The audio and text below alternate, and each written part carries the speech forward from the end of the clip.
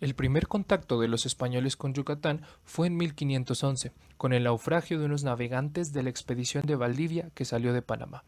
Llegaron a bordo de un navío sin velas a la costa oriental de la península, cerca de Cozumel, posiblemente a Tulum. La península tardaría años en que los españoles se asentaran definitivamente. Don Francisco de Montejo obtuvo de Carlos V, rey de España, la concesión de conquistar y colonizar la península yucateca. Muchas y crueles pruebas sufrió hasta fundar la villa de San Francisco de Campeche. Su hijo, del mismo nombre, fundó la ciudad de Mérida, futura capital del estado. La independencia de la península se proclamó el 15 de septiembre de 1521, para después formar parte de la República Mexicana.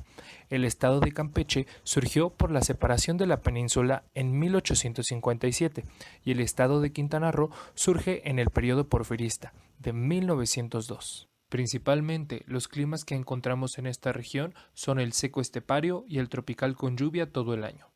El censo del 2015 nos muestra que la cultura maya tiene una población de 1.028.856 personas, compuesta por 512.389 mujeres y 516.477 hombres. La lengua maya es la segunda agrupación lingüística, después del náhuatl más hablada, lengua que no se encuentra en peligro de extinción. La cultura maya tiene origen en tres estados de la República Mexicana: el estado de Yucatán, Campeche y Quintana Roo, situados en el extremo sureste del país. Hanal Pichán. Hanal significa comida y Pichán muerto. Es una tradición del pueblo maya que se lleva a cabo para recordar de una manera especial a las personas que se adelantaron en el viaje eterno. Aquí las ánimas reciben permiso para visitar a sus familias. Con los años, las costumbres fueron cambiando con la llegada de los conquistadores y los misioneros, que adecuaron las antiguas tradiciones a las creencias religiosas que son las que conservamos hasta nuestros días. El Hanal Pichán se celebra del 31 de octubre al 2 de noviembre. El primer día se dedica a los niños. El segundo día, 1 de noviembre, está dedicado a los adultos y muertos. El tercer día es el llamado en algunos lugares Misa Pichán, porque ese día se celebra una misa dedicada a las ánimas. Los altares del Hanal Pichán son diferentes a los tradicionales de 7 pisos. En esta región se acostumbra a poner una mesa con un mantel blanco para que represente las nubes. Las flores que se ponen en los altares son el xpujuc, similar a las del cempasúchil amarilla o naranja rojiza, amor seco, abanico de reina, virginias, desde los colores amarillo, el rosa más tierno, hasta el anaranjado y rojo encendido. También se pone xcanlol y margaritas. De esta forma, el altar luce de color amarillo y morado, en representación al oriente y al sur. Justo en el centro del altar se coloca un elemento indispensable, que es la cruz, la cual también se le conoce como cruz verde. La sal y el agua, que significa la purificación de las almas o símbolos de origen de la vida, y en un rincón de la sala se pone una mesa con una vela color blanco, agua, sal y tal vez algo de comida, para aquellos difuntos que no tienen quienes les rece. Se alumbra con velas de cera y se coloca comida típica de la temporada. Una de estas es el pib. Cada vez se extiende más entre los yucatecos la costumbre de poner en sus altares el pan de muerto. No es propio de esta región, sino que vino del centro del país. Poco a poco lo han integrado a su forma de festejar el Día de los Fieles Difuntos, al igual que los dulces en forma de calavera. Presentaremos el platillo sopa de lima. La sopa de lima, por sus ingredientes, se consideraría un platillo que comenzó a desarrollarse en la época colonial, aunque su creación data del siglo XX. Con la llegada de los españoles se introdujo a México muchos de los ingredientes y algunas técnicas para este platillo, los cuales conjugaron con los ingredientes mayas. Es un platillo derivado de la fusión cultural, resultado del mestizaje gastronómico con ingredientes tanto mayas como españoles, con influencias árabes y asiáticas. Otro origen es que el platillo fue presentado en 1946 por el maestro Catón, antiguo restaurantero de Mérida. Los ingredientes para la sopa de lima yucateca. De este lado tenemos pechuga de pollo de piel de la época colonial, tortillas de maíz de la época prehispánica, ajo de la época colonial, rama de canela de la época colonial, sal de la época prehispánica, azafrán de la época colonial, pimienta gorda de la época colonial, comino de la época colonial, clavos de olor de la época colonial, orégano de la época colonial, lima de la época colonial, cebolla blanca de la época colonial, pimiento morrón rojo de la época colonial, jitomate de la época prehispánica, chiles catic de la época prehispánica y aceite de maíz de la época colonial. Ahora les vamos a presentar los utensilios que vamos a usar para la receta de sopa de lima.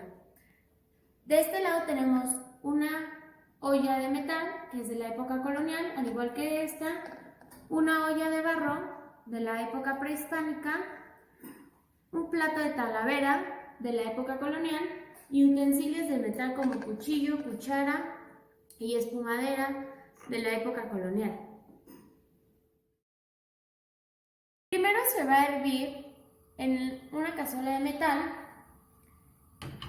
el pollo con piel, una limentera,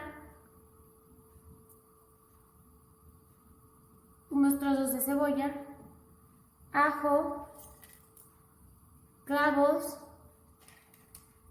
pimientas, azafrán, comino, orégano, raja de canela y un poquito de sal. La técnica de hervido es una técnica prehispánica. Se asan los chiles escatic directo al fuego en la estufa que se empezaron a usar en el siglo XIX. La técnica de asado es una técnica prehispánica.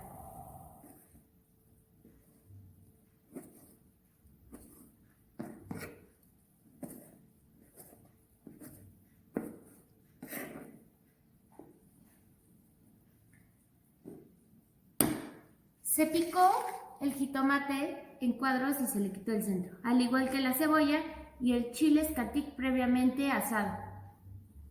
Vamos a sofreír con un poco de aceite de maíz en la cazuela de barro los ingredientes anteriormente mencionados.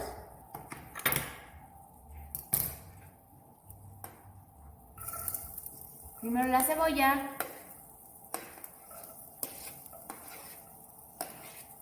el chile.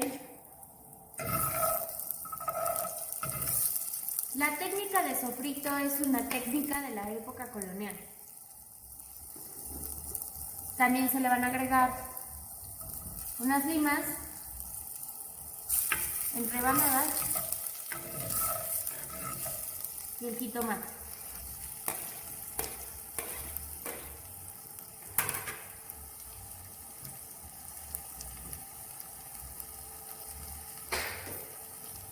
Con un poco de sal. Se agrega al sofrito el caldo de la pechuga que se hirvió anteriormente. Antes retiramos la pechuga para posteriormente desmenuzarla, que el desmenuzado es una técnica prehispánica. Las tortillas previamente picadas en julianas se van a freír en aceite de maíz. La técnica de fritura es de la época colonial. Por último, se agrega el jugo de lima previamente exprimido con las manos en el caldo ya servido, que se había hervido anteriormente. En el plato de talavera se sirve, se le agrega pollo desmenuzado, que igual es una técnica que se usa, en la cual se usan las manos, y es una técnica prehispánica. Las tortillas previamente fritas, y para adornar unas julianas de pimiento morrón rojo.